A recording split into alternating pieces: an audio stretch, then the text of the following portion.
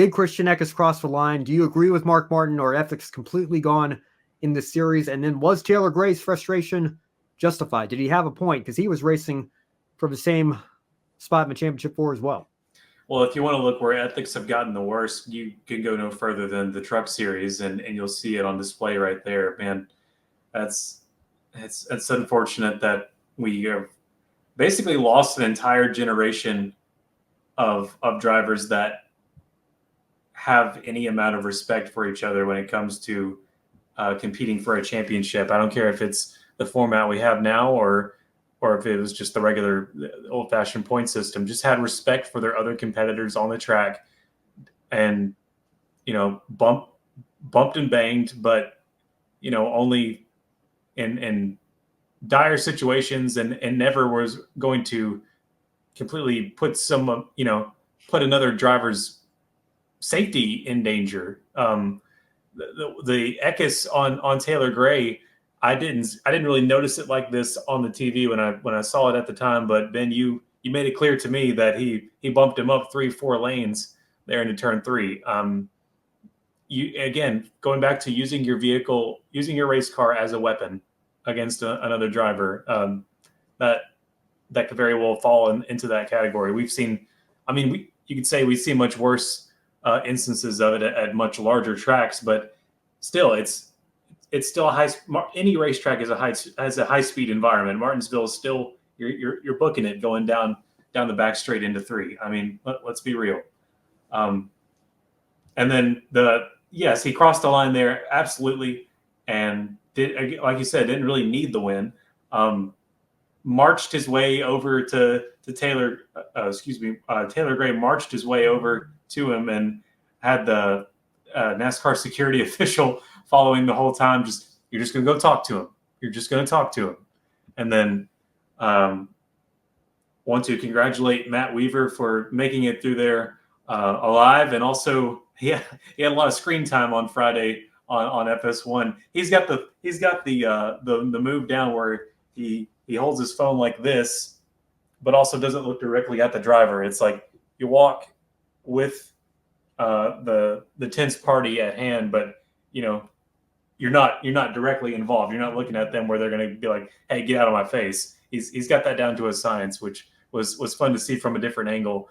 But just the words that are exchanged and stuff, it's just so dumb. Even for getting bumped like that, it is just dumb watching these drivers have exchanges like that. But what was worse than that is the hit there in turn 3, just uncalled for. And Taylor Gray's frustration was justified for sure. Yeah, I think it's as close to a dump and run as you can get without actually spinning the guy out. And Taylor Gray did still go on to finish 4th there. But it was beyond just a typical short track bump and run either. And everybody remembers when Denny Hamlin spun Chase Elliott in the Cup race 7 years ago. They don't seem to remember Chase Elliott basically doing the same thing, shoving Brad Keselowski up several lanes, just a few laps before that, and Brad voicing his displeasure on the radio. So I think, again, it's nothing new necessarily. It's trickled its way all the way. A lot of these drivers that came up through the Truck Series and Xfinity Series are now in the Cup Series now.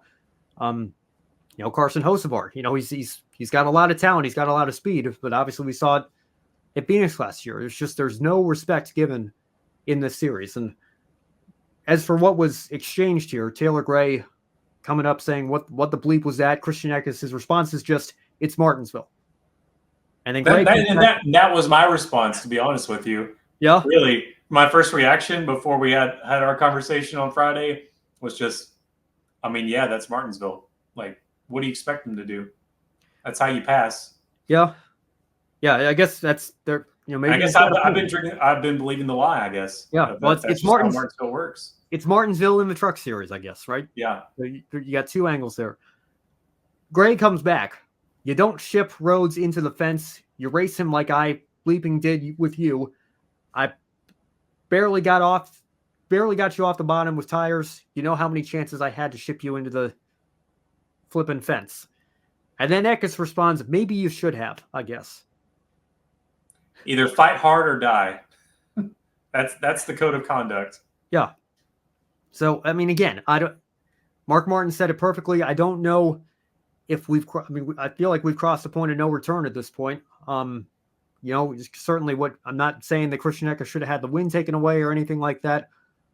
It wasn't as egregious as Austin Dillon at Richmond in the Cup Series, to be clear as well. Not as obvious either. Yeah, but it's certainly, it rubs people the wrong way. And I think it's, again, a larger part. I mean, the fact that this is a more mild instance here, it's not a larger part. I mean, I was expecting this to be the main talking point on tonight's show, and then what happened in the Cup Series happened. I knew Sunday was coming. Yeah, the Cup guys had other plans, obviously. But I just, again, it's a continued frustration. I think, our friend Matthew Owens messaged me after the race and said, boy, have we set the stage for a repeat of last year. Because, I mean, and this is how the conversation ended. Taylor Gray said, I'll remember that for next week. And Taylor Gray's season is over in terms of a championship, right? Yep. Think about this. You've got, and again, Taylor Gray got a lot of talent, a lot of potential, but you've got a 19-year-old kid behind the wheel of a NASCAR Truck Series vehicle with, nothing to lose and everything in terms of revenge and payback to gain. And Christian Eckes is going to have everything to lose next week. He's got a target on his back, and not just from Taylor Gray, I might add. They could possibly burn all their bridges in just 4 short days. Yeah, they really could. I mean, I'll pose the question to you here. Do you think we have the ingredients brewing here for a potential repeat of what we saw in last year's Phoenix race? I may need to mail you 7 cases of the stuff of the Baja Blast for Avondale, Arizona. I can't imagine what we're in for on Friday. It's going to be laughable. It really is. There's going to be overtimes the likes of which you've never seen before. It's just going to be over and over and over and over. And it's probably going to put last year to shame. I'm just gauging what's coming. But you think we're going to get more than 4 overtimes? I mean, anything's possible at this point. When you have 2 hotheads like that coming off fresh off a week later, and also, by the way, you're deciding the championship between Enfinger, Eckes, Majeski, or Heim. It's just what they do in the Truck Series, and it's what you do for a championship. Yeah, well, I don't know. I mean, it would be hard to top last year or go lower than last year, I guess, depending on how you want to look at that. I don't know if top it is necessarily the right word here, but I mean, the way this weekend went, the way this series has gone the last couple of years, the way Nashville went. I mean, a Cup race went into quintuple overtime, for crying out loud. I mean, I don't even want to think about what the Truck Series might be capable of doing. We'll see. I don't know. It's gonna be very interesting here. We do have a championship on the line, like you mentioned, Brandon. Like I said, Enfinger, Eckes, Majeski, and Heim. Those are your 4. Obviously, we've talked all year about Eckes and Heim. They've kind of been our top 2. And then if you had to say there's a big 3, I guess Majeski would be the next one in line. Grant Enfinger, though, might be one of the hotter drivers in the series right now, winning 2 of the 3 round of 8 races. So, Brandon, you look at these 4 drivers. Obviously, Enfinger and Heim were there last year. Who do you think would be your championship pick for the Truck Series as of Monday night here right now? For right now, my eyes keep looking at Grant Enfinger with all the runs, all the great momentum he's had here just recently, and just firing off at the right time. But then I look at all the success that Corey Heim had at the beginning of the season, and just his ability to turn on the Jets into another level whenever he's put in that position.